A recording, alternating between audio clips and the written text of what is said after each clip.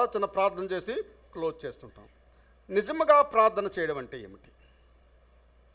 నిజముగా ప్రార్థన చేయడం అంటే ఏమిటి? భోజనముల దగ్గర ప్రార్థన కాదు, చర్చిలో ప్రార్థన కాదు, మనం ఎక్కడికన్నా ఊరికి వెళ్ళేటప్పుడు చేసే ప్రార్థన కాదు. నిజముగా ప్రార్థన చేయడం అంటే ఏమిటంటే ఏకాంతంగా దేవునితో గడుపుట. ఏకాంతముగా దేవునితో గడుపుట, అది ప్రార్థన. ఆమేన్, హల్లెలూయా.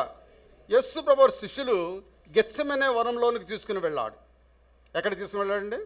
గెత్సెమనే వనంలోనికి వారిని తీసుకుని వెళ్ళాడు. అయితే ప్రార్థన చేయడం అంటే దేవునితో ఏకాంతముగా గడుపుట, దేవునితో సహవాసము. ఏకాంతముగా వెళ్ళి ఆయన వస్త్రపు చెంగు ముట్టుకుంది కదండి.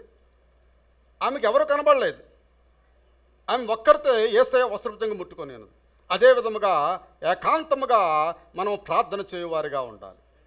ఆయన వస్త్రపు చెంగు ముట్టుకున్న వారుగా ఉండాలి మన ప్రార్థనలో.